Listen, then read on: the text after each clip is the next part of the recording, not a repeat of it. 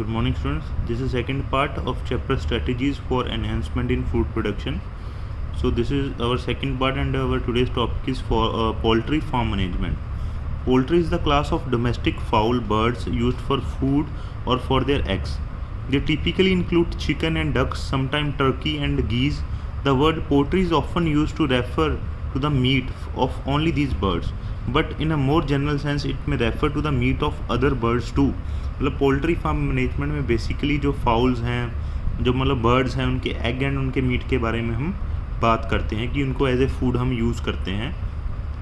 तो उसमें basically chicken and ducks आ जाते हैं, टर्की गीज आ जाते हैं. जो वर्ड पोल्ट्री है इसका मतलब मीट होता है इन बर्ड्स का, लेकिन इसमें कुछ अदर बर्ड्स को भी हम इंक्लूड कर सकते हैं. जैसे कुछ लोग सपोज पीकॉक को भी एज ए फूड खाते हैं, कुछ कुक्कू को भी खाते हैं. मतलब डिफरेंट बर्ड्स, सभी बर्ड्स को नॉर्मली खा जाते हैं लोग, तो सभी पोल्ट्री फार्म मैनेजमेंट में ही आ जाते हैं.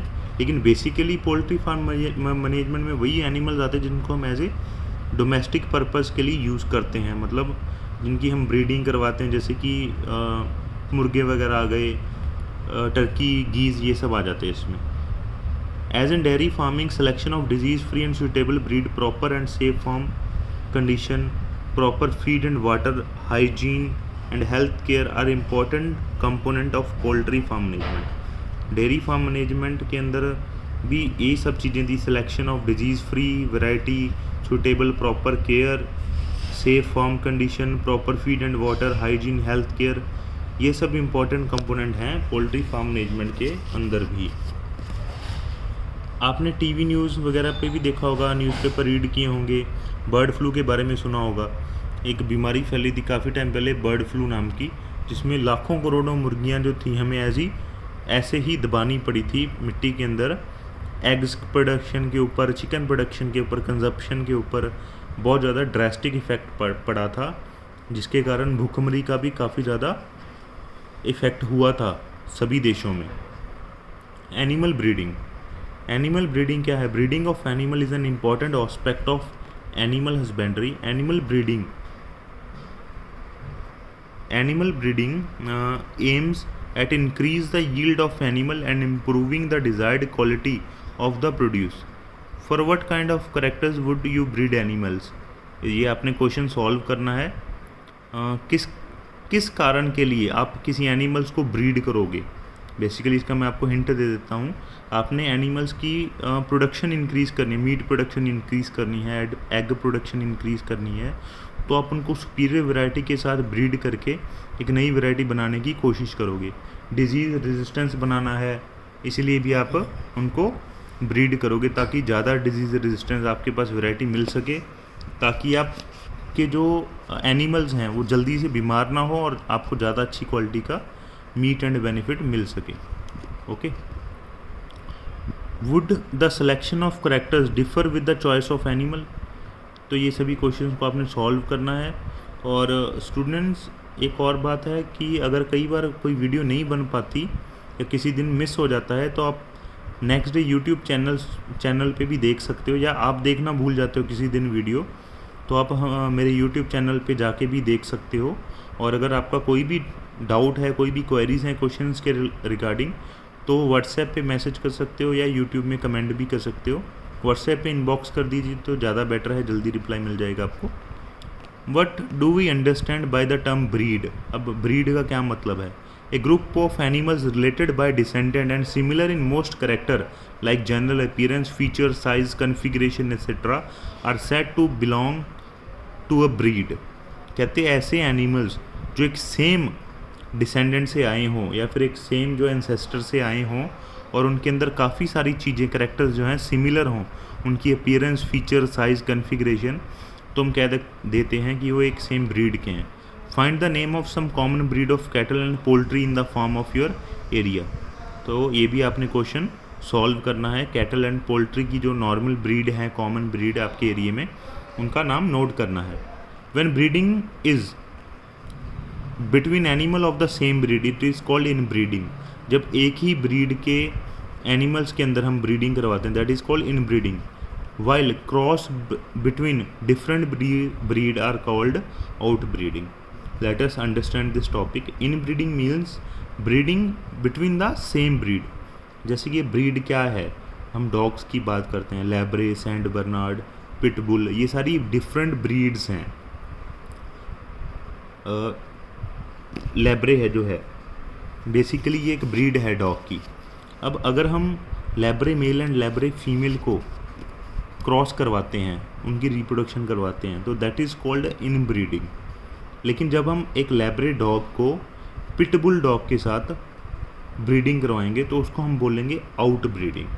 Okay, so let us understand the further topic. Inbreeding refer to the mating of more closely related individual within the same breed for 4 to 6 generations.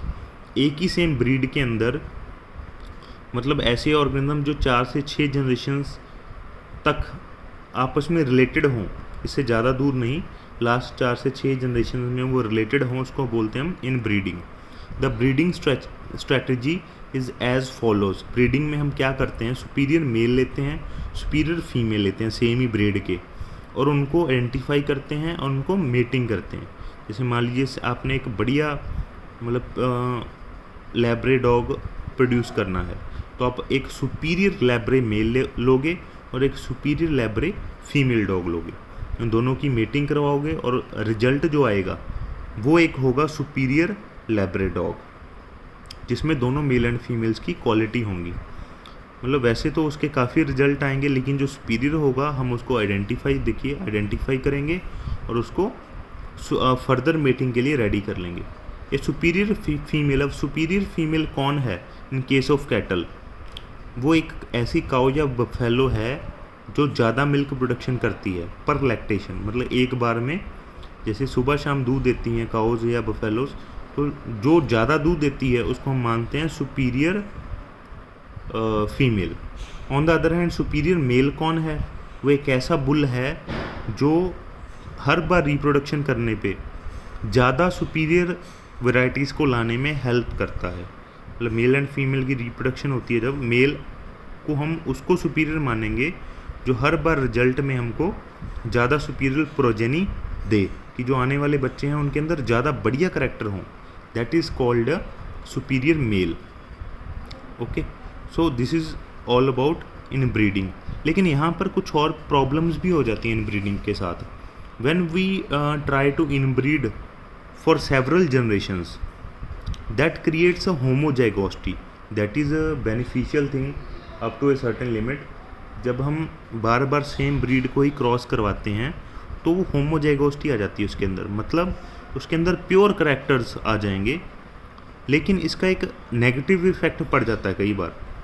Negative effect क्या पड़ जाता है, जब बार बार same individuals को हम cross करवाते रहते हैं तो उनके अंदर इनब्रीडिंग डिप्रेशन आ जाता है.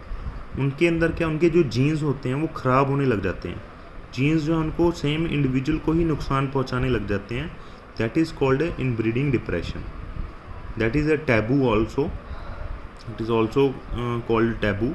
जब एक ही सेम इंडिविजुअल के सेम ऑर्गेनिजम्स को हम बार बार आपस में ही रिप्रोडक्शन करवाते रहते हैं, उनके अंदर कोई चेंजेस नहीं करते, उनकी प्रोजेनी चेंज नहीं करते, हम उनके जो मेट्स हैं उनको चेंज नहीं करते, तो there is a problem occurs that is called inbreeding depression. Okay, तो ये प्रॉब्लम काफ़ी ज़्यादा नुकसानदायक भी होती है. इसीलिए हम अनरिलेटेड सुपीरियर एनिमल्स को ब्रीड करते हैं. तो ये हमारा आज का टॉपिक था. कल को हम करेंगे आउट ऑफ ब्रीडिंग के डिफरेंट टाइप्स करेंगे. तो प्रॉब्लम के लिए आप मुझे मैसेज कर सकते हो. Thank you.